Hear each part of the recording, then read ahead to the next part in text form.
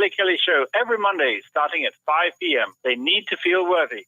This is Paul Porter, arena voice of the Tampa Bay Lightning and press box voice of the Tampa Bay Buccaneers, inviting you to join me and Jason Alessi for the home team every Saturday from 9 a.m. to 11 a.m. here on the Tan Talk Radio Network and Facebook Live, the home team with Paul Porter. Special guests, prizes, and your phone calls about the Bucs, Lightning, Rays, USF, Sun, FSU, Florida, and more. Talk to you this Saturday at 9 a.m. right here on the Tan Talk Radio Network. Tune in Saturdays from 3 to 5 p.m. for Miss Sarah's Dynamic Gospel Power Show. That's 2 hours of great gospel music every Saturday from 3 to 5 p.m. All brought to you by the Ozona Pig Restaurant in Ozona. Yes, that's every Saturday from 3 to 5 p.m. It's Miss Sarah's Dynamic Gospel Power Show. Tune in on the Tan Talk Radio Network. Hey, you new to the area or just want to know about the best hidden gems and upcoming events? Stay tuned. Be Local Buzz with Devin takes you to these places, introduces you to the best businesses, and tells you about upcoming buzz. Preset your radio to Tan Talk 1340 AM or 106.1 FM every Thursday from 4 to 5. That is the Be Local Buzz with Devin on Tan Talk 1340 AM and 106 FM every Thursday from 4 to 5. Looking forward to speaking with you. This is the Tan Talk Radio Network. It's now time for Connecting Caregivers with author, speaker, caregiver advocate, and talk show host Linda Burhans, the gal who cares for caregivers. Caregivers around the world today, it's time to lift you up. It's time to celebrate.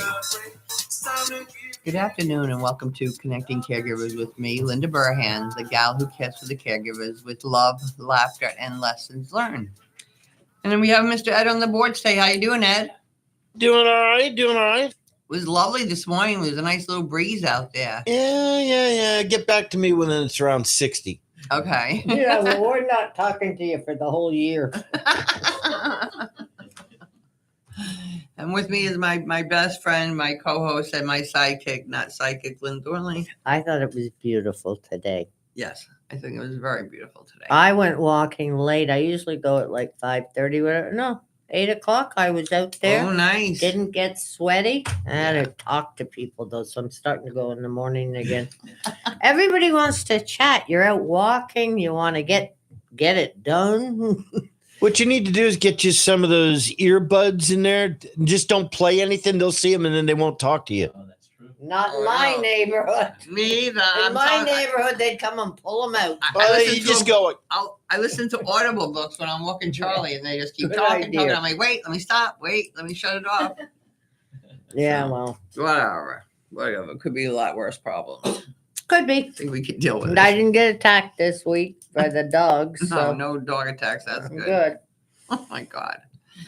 So I want to give a shout out to our newest listeners. We have Ginger in Clearwater. We have Cindy in Largo. And we have Jill in Dunedin. Welcome, lady. Like I always say, there's plenty of room around the Connecting Caregivers table for more listeners, whether you listen when we're live on the radio or on YouTube or on Facebook or my website or wherever they'll take us.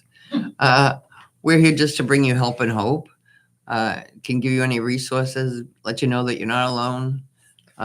As always, I say week after week, if you have a question about something or you need a resource, contact me through the website or call me at 727-365-8383. Because if I don't know the answer, I know somebody that does. We're very blessed to be in this Tampa Bay area where we have professionals that want to work together and want to do the right thing. Because I find it's very different when I go to speak in other states. Oh, don't talk to this one and don't talk to that one. You know what? Here, there's plenty of juice in the orange for all of us. We don't have to business worry about that. So with me today, I have my friend David Green from Kiwanis Breakfast Club of Seminole that I've been a member for, I think, 19 years now. Wow. Time flies. Oh, wow. Time flies when You you're were a having kid. fun. Yeah. Well, my granddaughter just joined and she used to come as a toddler. She did. Yeah, so that was kind of cool. Well, you need new blood, and that's good. Yes, we definitely need Yeah, young blood. Boy, you know what's really cool? There So you go. we do this boat parade thing at Christmas time with the Seminole Chamber, and we don't have a boat this year. I was like, I got a boat. Don't worry about it. I get you a boat. And so when we left the meeting the first time, I said, you really can do this? And she goes, yeah, if not, she goes, I'll just go to a boat dealer and say, this is a good cause. You need to give us a boat. And the way she looks. Yeah, that's good. No, we need could some have of that done youth that. around that like little spark. 40 years ago, we might have been able to do that. Exactly. Now they go, Well, she's become Miss Networker now. I know, she's wonderful. Yeah, she's out there networking everywhere, which is really good. So, David, first, let's tell our listeners a little bit about what Kiwanis is. Okay. Because people ask me that all the time. Well, Kiwanis is a community service organization. It was founded in 1915. So we're 105 years old as a international organization. We're in 84 countries around the world, hundreds of thousands of members, from adults all the way down to children. And we're completely a volunteer organization. We come from all walks of life. Some of us are still working, some of us are retired. But we're passionate about giving back to our communities. And in our particular club, we were established in 1978.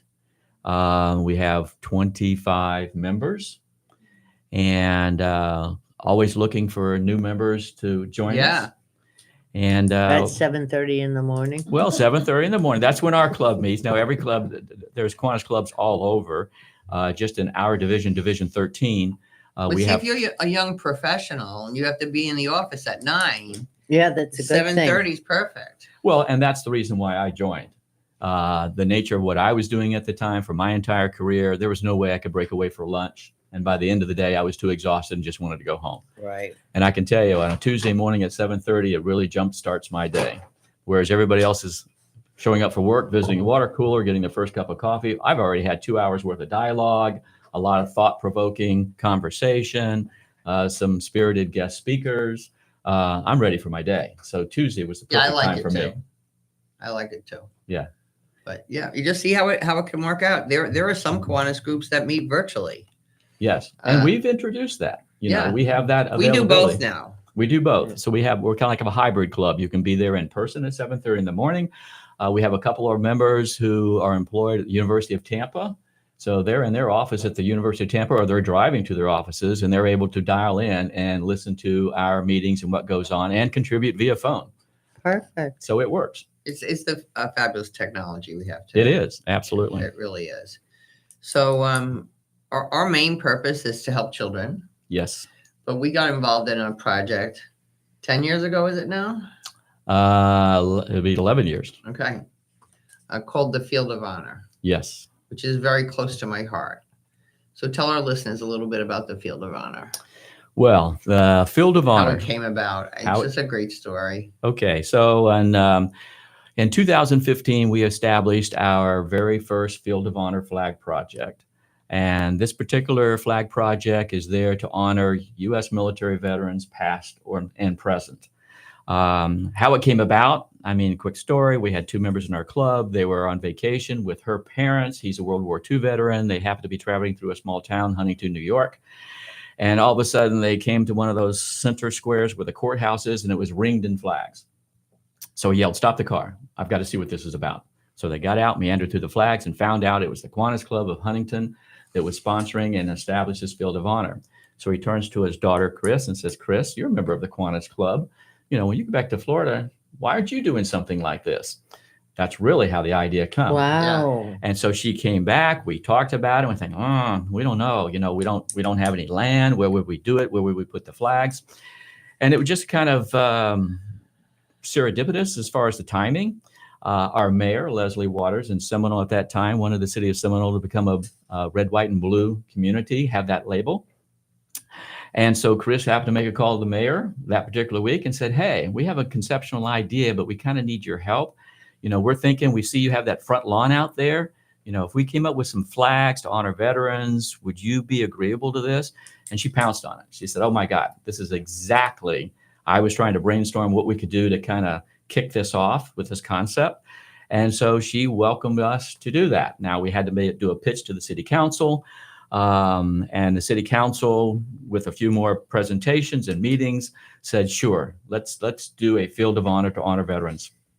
Our first year, 2015, was 24 sponsored flags on the front lawn of 24 flags. 24 flags. And how many do we have this year? This will be our 11th year, and we are doing 600 sponsored flags.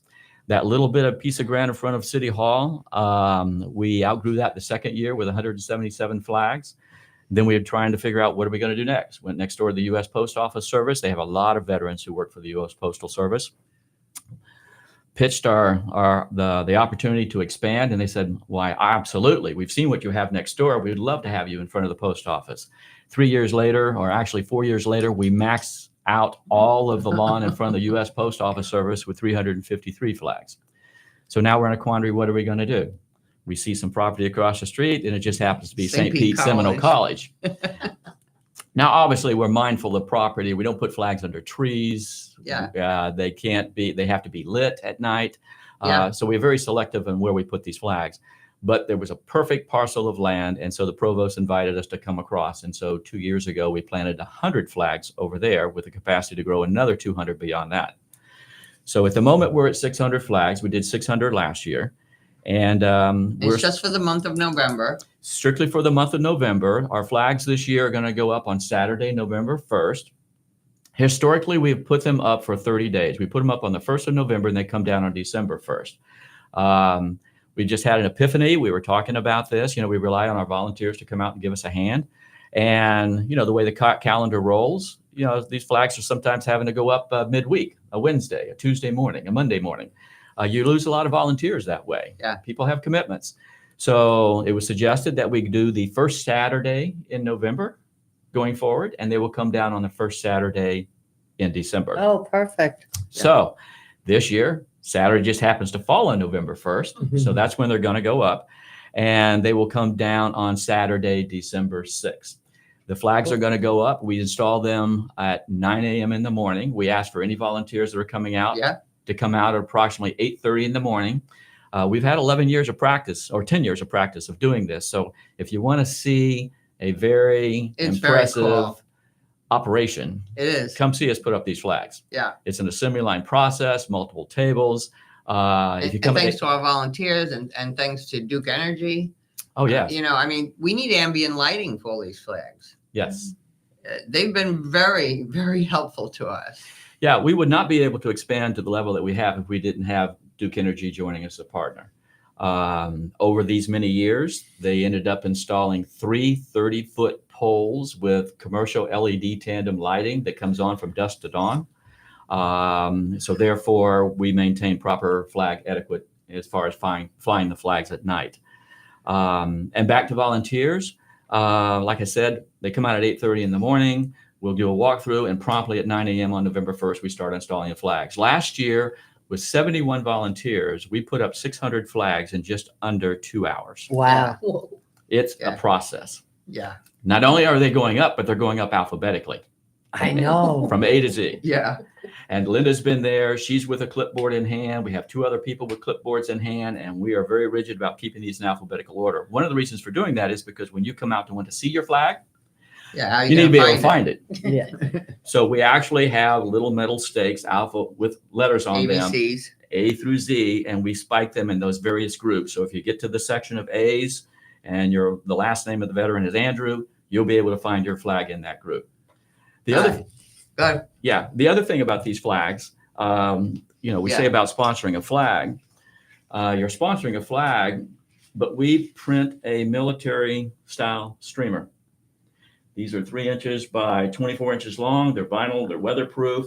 And what goes on these streamers is if you're honoring a veteran, we put the branch of the military up at the top. We put the year served. If we know their rank, we put that on there. We put the name of the individual. And of course, at the bottom, we have our Kiwanis logo and the particular year of the Field of Honor. This is my uncle, served in the Marines in World War II in the South Pacific. I've been doing this for a number of years. So every year we change the color. This year, because we struggle with our colors and we worked very hard at selecting these, we decided to recycle our colors. So this was 2017. So for the 2025, this is going to be the color of the streamer. It'll be red with white lettering. I have several other uncles that I sponsor. Oh, and when you see a vet, when they go there, especially someone who's still alive, and they see that, I could cry right now. Yeah. It's so overwhelming. And when you drive down that road and you see all those flags waving. That's 113th, right? Yeah. Yeah, it's on 113th. It's in front of city. It's at that quadrant where you have Seminole City Hall, U.S. Post Office, the college across the street, and the Seminole Rec Center. A very busy area there, 113th Street. To sponsor a flag, it's $35. We have not changed that since 2015. It's time. The flags themselves, they go on 10-foot steel poles. Like I said, they're installed alphabetically with these particular streamers. And about the streamers themselves, these streamers are your keepsakes. So when we bring these flags down on December 6th, we start detaching these, and we have a whole process of then gathering these up, and we're sorting them from A to Z on some long tables. If you're there, you have the opportunity to claim your streamer. These are yours. We have a lot of people. For myself, my uncles have passed. I have no other family members who collect these. I collect these for my uncles. However, if you're honoring a veteran that's living today or might still be serving, this is something that a lot of people will stick in an envelope and mail to them, maybe with a snapshot of their flag and saying, just want you to know you are honored in the entire month of November in this field of honor in the city of Seminole. So it's a great project. And the streamers themselves, if you're not there on that particular day to claim your streamers, you have an opportunity to do so because we're in partnership with a signage company, Extreme Signage in Seminole. They do all of our commercial printing. They prepare and print all of these streamers. It's a project. So we subsequently, if you're not there to claim a streamer on that day, from December 10th to December 23rd, they will be staged in their front office on a pegboard. You literally just walk in and say, I'm here to claim my streamer. No receipts necessary. Give them their name. They'll go through the A's or whatever the letter is and hand it to you. And so that'd be your takeaway. Yeah. You can find us for sponsoring a flag. You can go to our website, KiwanisSeminoleBreakfast.com. Quite easy to do. You can do it online. You can use a credit card. You give us about 6 pieces of information. You'll immediately be receipted with the information you gave us. So you have a chance to proof it to make sure that we've got the spelling correct. And you'll also be receipted for obviously the credit card transaction. Yeah. And all this information I'll put in the show for everybody. Yeah. And if there's any, we have some people that may get tangled up on doing something on the website. My name, Leah Hoffman, who is my co-chair in this project. She's also, her phone contact information is there. As we get phone calls throughout the day and saying, hey, I'm tangled up on this. Can you help me? And we say, sure. So we just grab an order form. We fill it out over the phone. And then I'll hand it to Leah. I gave her 2 last night, and she'll process them. And another piece of this is as you sponsor a flag on our Kiwanis website, if you go to our Field of Honor page within our website, we have a scroll bar. So we are capturing every one of these names on our website. So it will recognize you as the sponsor and the name of the veteran who's being honored. And it is growing because right now, as of yesterday, we already have 465 flags sponsored out of the 600 we're looking to do. We have one more press release that will go out this week, and usually that press release drives the final push because human nature is people like procrastinate. They've known about this since June 1st. We turned the switch on June 1st for people to go on our website.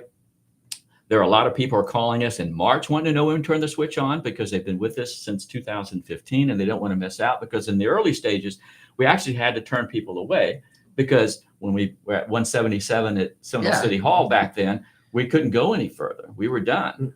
So people know to jump on this and do it early if you want to be able to get a flag.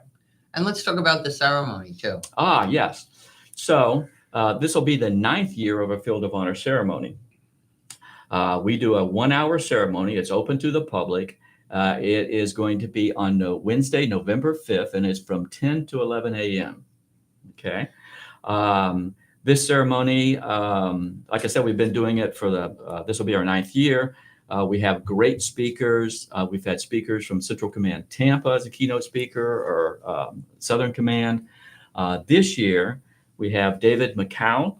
He is captain and commander of U.S. Coast Guard Air Station Clearwater. Very cool. And he will be our keynote. But we have opening speakers. We have a presentation of the colors. The national anthem will be sung. Mayor Waters, once again, I think this is probably her 7th or 8th year being our master of ceremonies. A lot of branches of the military are there. We have all the branches. I say all the branches. What we've kind of been on a speaking circuit. We've spoken to the American Legion Post, the VFW Post, the Marine Corps League, the Military Officers of America Association. The list goes on and on.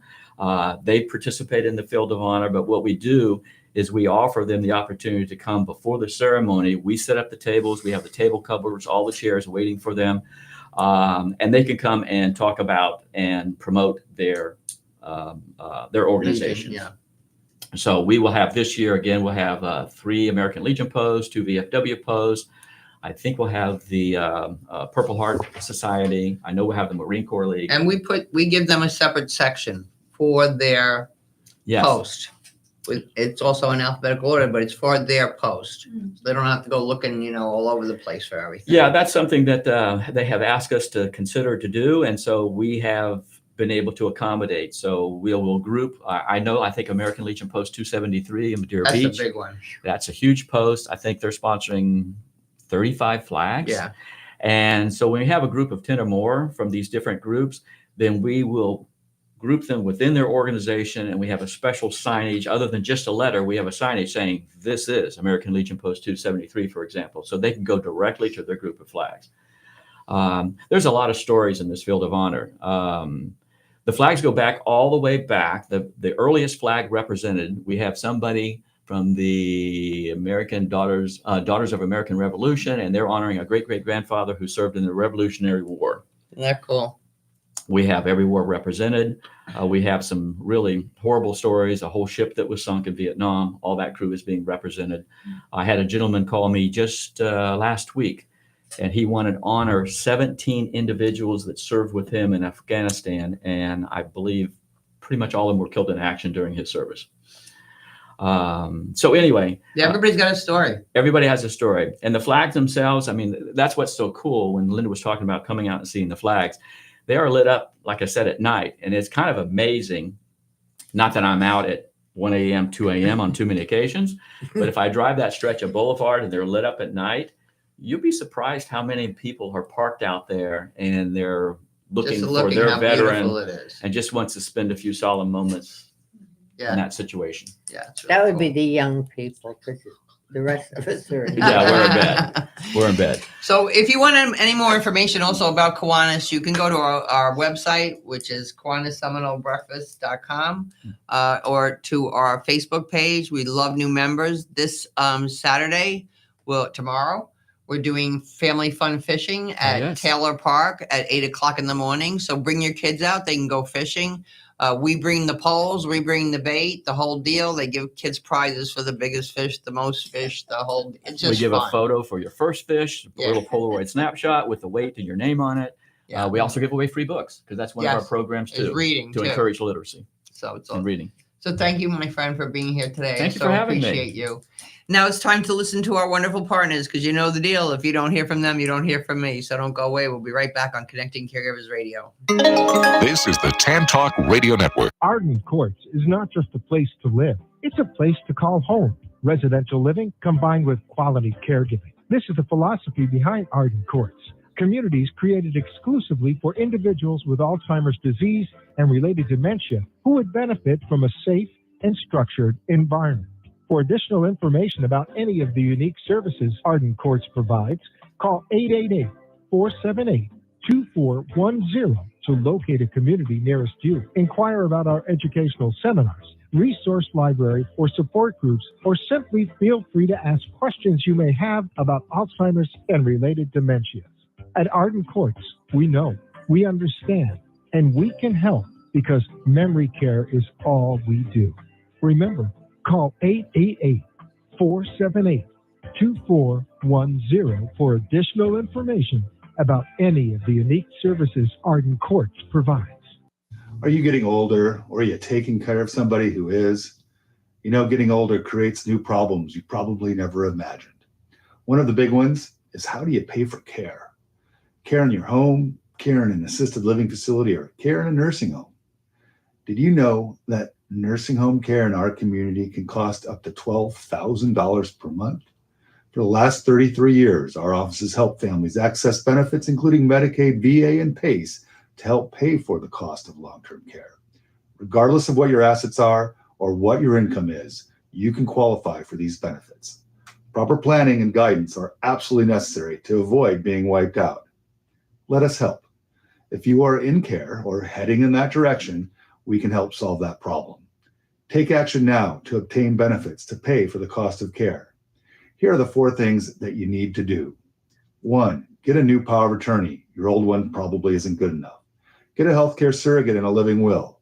3, get an estate plan that will not disqualify you from benefits. And 4, get a plan to qualify for Medicaid, PACE, or VA benefits to pay for the long-term care costs. Call us today for a free consultation, 727-539-0181, or go to flmedicaid.com and download our free book on Medicaid and planning for long-term care. I'm Sean Scott. I'm here to help.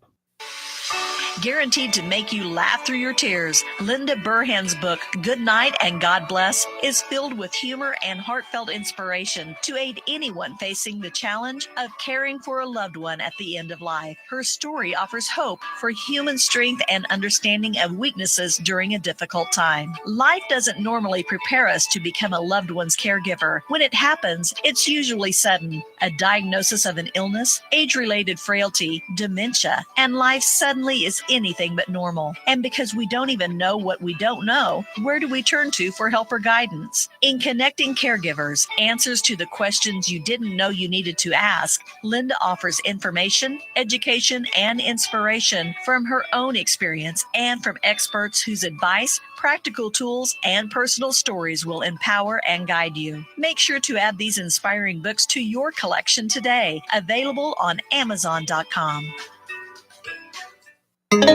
This is the Tan Talk Radio Network. And we are back.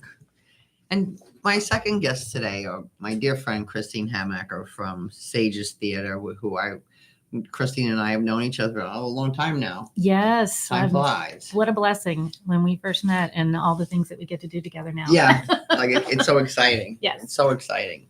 So we're going to talk about SAGES Theater, and you also have with you...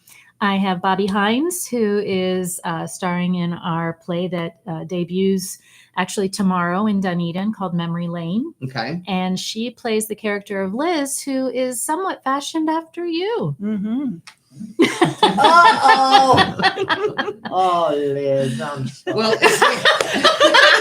it's been fun. It's been a lot of fun and very educational. You need any tips? I think they're in the script, actually. All right. Explain to our listeners first what SAGES Theater is. Okay. How it came about and everything everybody's got a story. Yes. So SAGES actually is an acronym, stands for Senior Actors Guild and Education Services.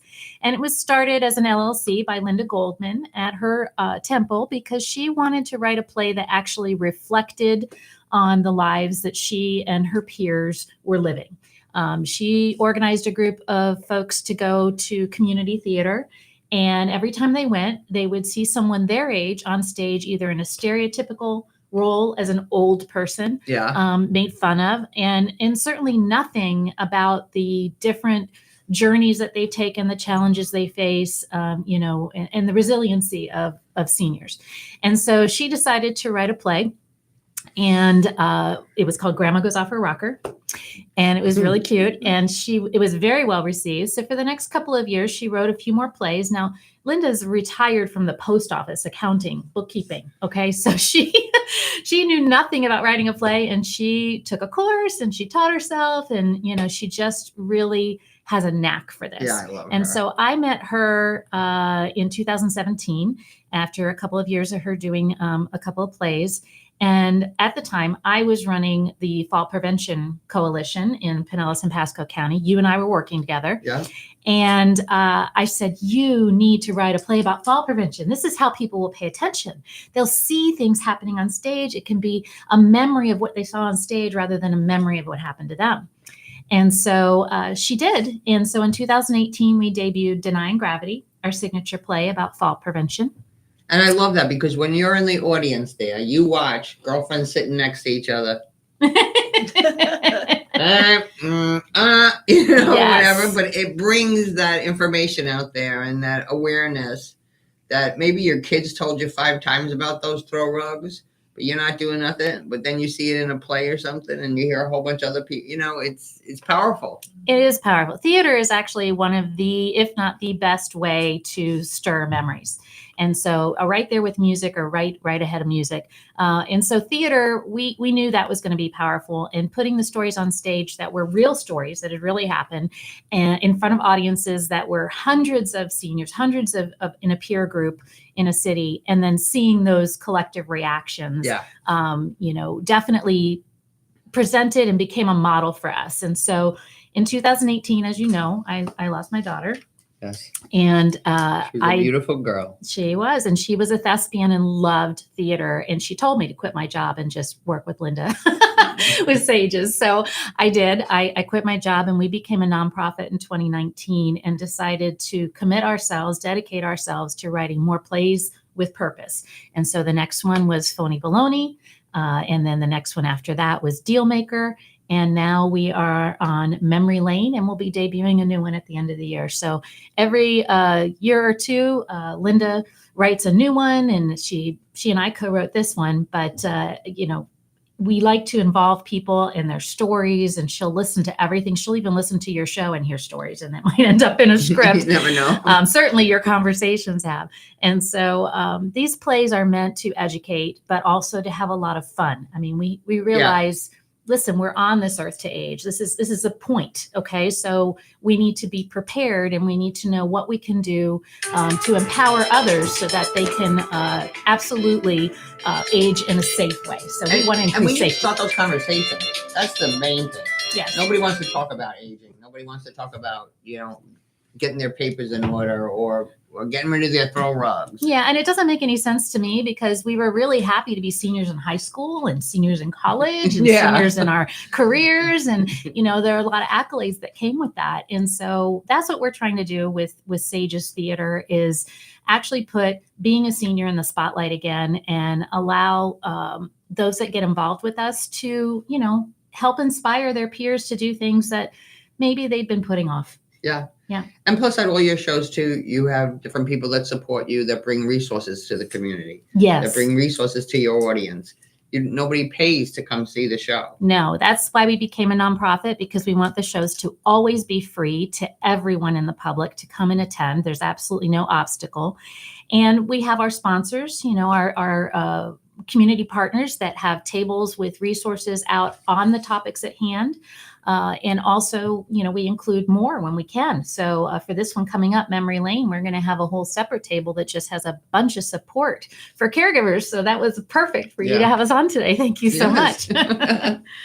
So Bobbi, how did you get involved? Tell us a little bit about you. Bring the mic closer. There you go. I got involved.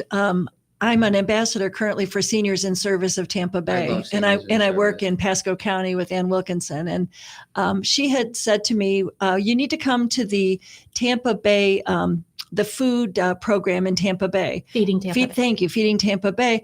And I saw the production of Phony Baloney, and it was hysterical.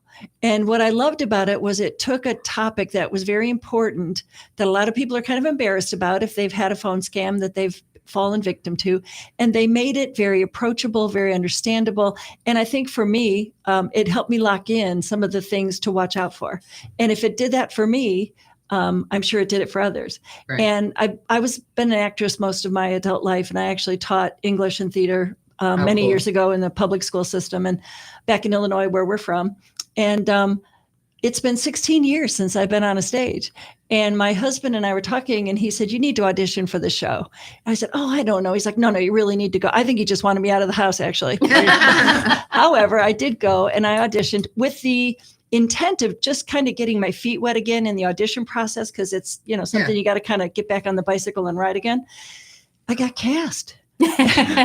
And no, I know. And Christine called me and said, "I'd like you to consider playing the part of Liz, who is the person who guides this group of caregivers who've come in to check out like this ABCs of caregiving program. And I said, oh my gosh, that sounds fabulous.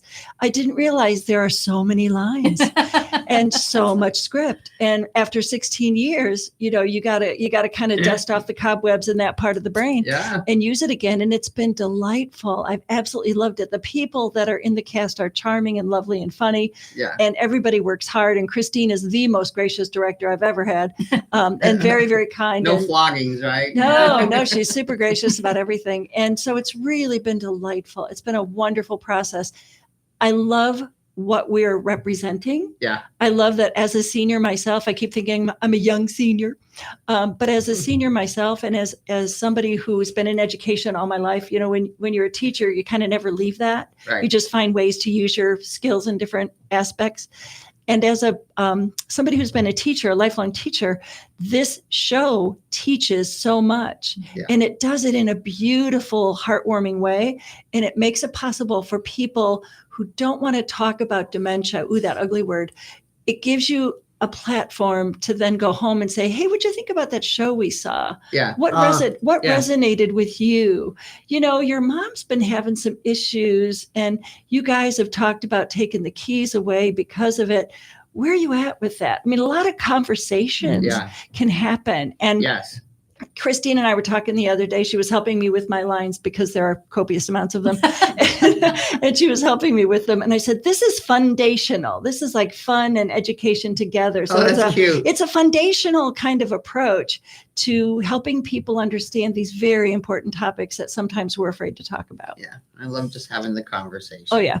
Oh, yeah. And that's the one thing that is so striking about being in a SAGES show or at a SAGES show is you could be surrounded by hundreds of strangers. You might come with some friends and all, but when you're all reacting to those stories with the same personal feelings and emotions, the responses actually connect you. So, again, I have to give you credit for connecting caregivers. That's something that is going to happen at this show. They're going to connect with each other, with their family, with their friends, but also with the strangers around them that are living this day to day too.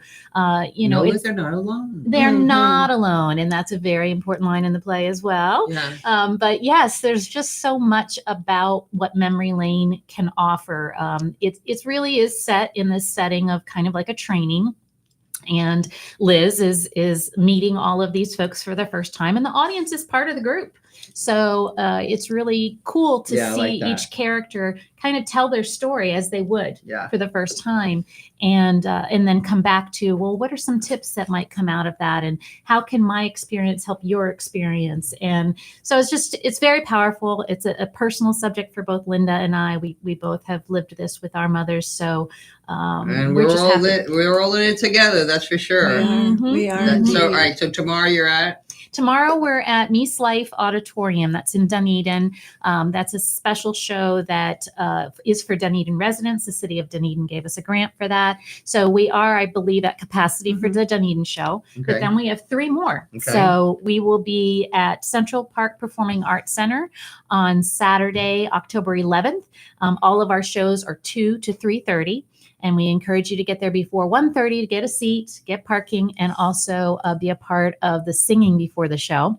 So that's the 11th. Yeah. And then on the 18th, we'll be at Ruth Eckerd Hall's Murray Theater, another beautiful little theater. And we still have room there, but that one does sell out frequently. So sell out. They're free tickets, but, reach capacity. And then the very last show where we have plenty of seating is October 25th, Saturday, at Pinellas Park Performing Arts Center. And generally we get anywhere from 300 to 500 at that show. Wow. So come early.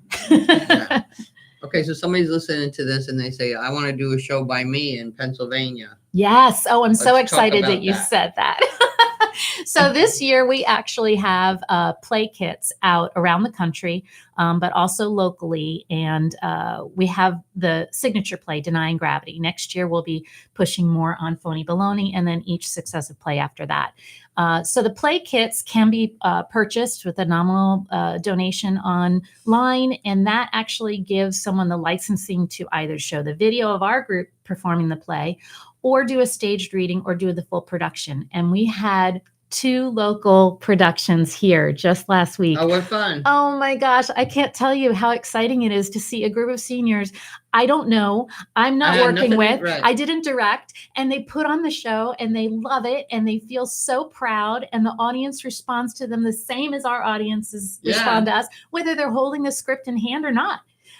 It was just absolutely so fulfilling. Linda and I both had tears in our eyes when we saw that. Yeah. So to know that this can be done anywhere, at a 55 plus community, at a senior center, even with a drama group that's maybe part of a theater somewhere.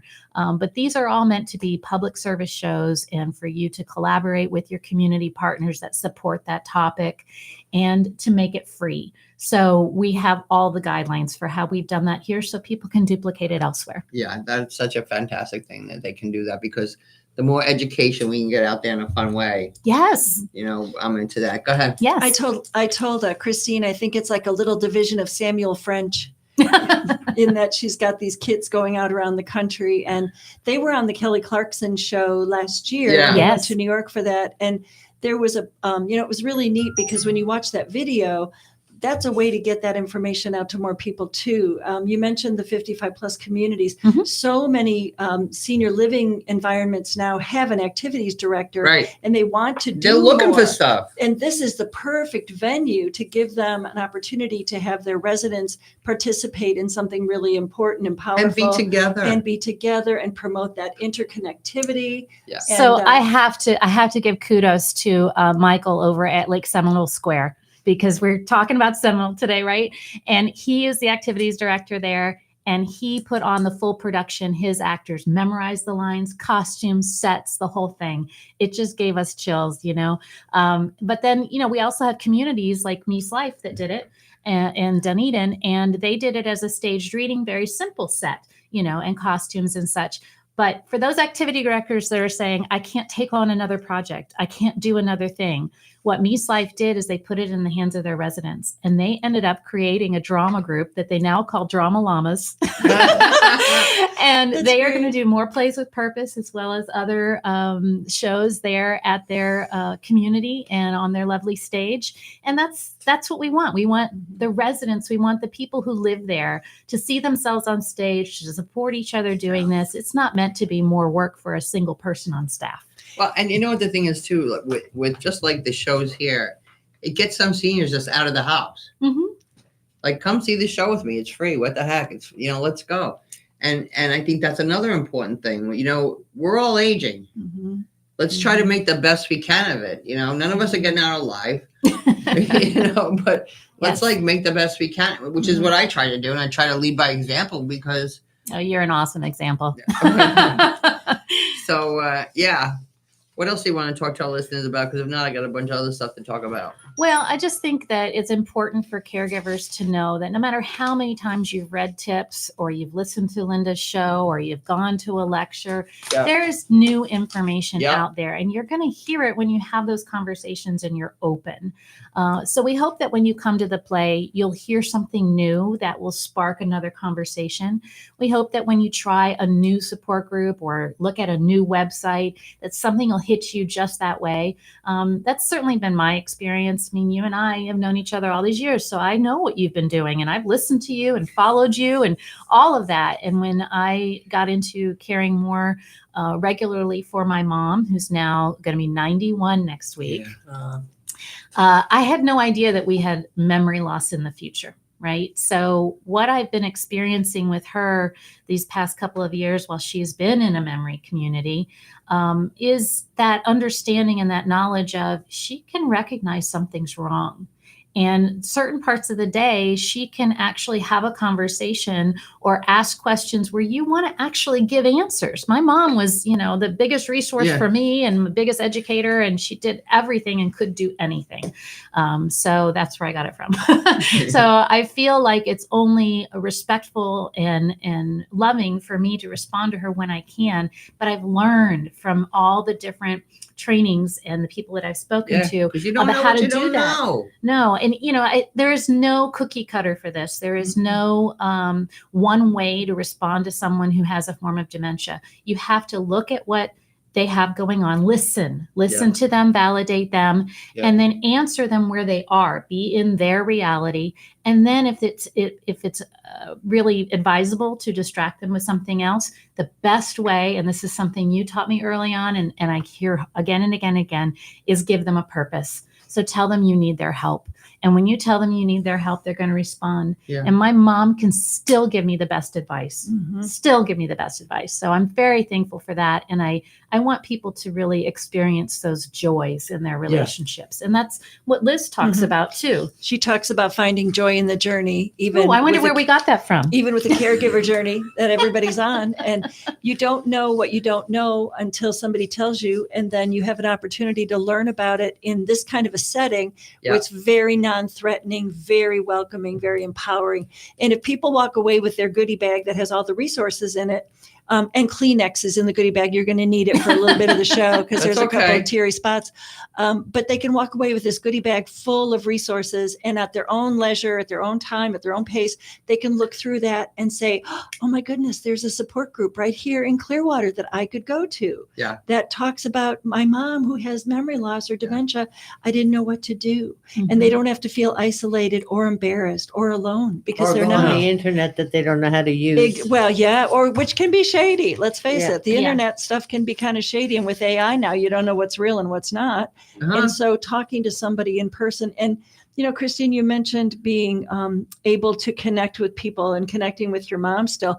I think sometimes we're afraid to go into those environments and talk to people who have memory loss. This play gives you permission to do that. You know, it gives you permission to go. I have to tell you a little thing I did the other day for the first time ever. I went with a gentleman from my church, and we were going to go just pray with people at the assisted living by where we live over in Trinity. And instead, we got there, and the activity director from the memory care unit was there. And she said, oh, we're going to come in and have you pray with our memory care people. We're like, great, residents love them. We go in, and there's like 15 different people in various levels of awareness and various levels of consciousness. And so my gentleman friend who I went with, Joe, he began to pray with them, and they were kind of engaged, but not as engaged, I think, as he would have liked. So I said, hey, Joe, do you remember any church songs from church camp? And he said, yeah, Bobby, what do you think? And I said, what about these folks? I said, folks, do you remember the song Amazing Grace? Every single one without exception sang or hummed or moved along with it. So we ended up doing a hymn sing. There you go. But it was wonderful. And I would have never thought to do that myself. That was just something that came, that was, thank you, God. Yeah. Thank you, God moment. And those folks, so we did these different songs, and the people just lit up. So I guess what I'm saying to the folks is, don't be afraid. Don't be afraid to get out there and do something maybe that you're not used to, that is out of your comfort zone, so to speak, but is very rewarding. And this show is the same, very rewarding. I think a lot of time. Oh, we have to go. Yeah. Okay. I've been trying to hit her for 2 minutes, but it's been so interesting. You know, she gave us I want extra you to time. give you the website. Yes. So if you want to make reservations or you want to join SAGES on anything, please go to our website, sagestheater.org. That's SAGEStheater.org. And you will find us, and we look forward to seeing you soon. And I'll put all the information in the show. Now it's time to hear from our wonderful partners, so don't go away. We'll be right back on Connecting Caregivers Radio. This is the Tan Talk Radio Network. Choosing the right chiropractor is an important choice to make. Located in Seminole, the Alexander Spine Center team is trained on the latest chiropractic treatments and technologies. At Alexander Spine Center, you'll find chiropractic and physical therapy care that is safe, effective, and a natural approach to pain and other health-related issues. Chiropractic unlocks your body's potential and natural healing process to ensure your life is a healthy life. We treat clients from the womb to the tomb. Call 727-397-3000 for a free consultation today, or visit our website at www.alexanderspinecenter.com. They take good care of me twice a week, so check them out. Arden Courts is not just a place to live. It's a place to call home. Residential living combined with quality caregiving. This is the philosophy behind Arden Courts. Communities created exclusively for individuals with Alzheimer's disease and related dementia who would benefit from a safe and structured environment. For additional information about any of the unique services Arden Courts provides, call 888-478-2410 to locate a community nearest you. Inquire about our educational seminars, resource library, or support groups, or simply feel free to ask questions you may have about Alzheimer's and related dementias. At Arden Courts, we know, we understand, and we can help because memory care is all we do. Remember, call 888-478-2410 for additional information about any of the unique services Arden Courts provides.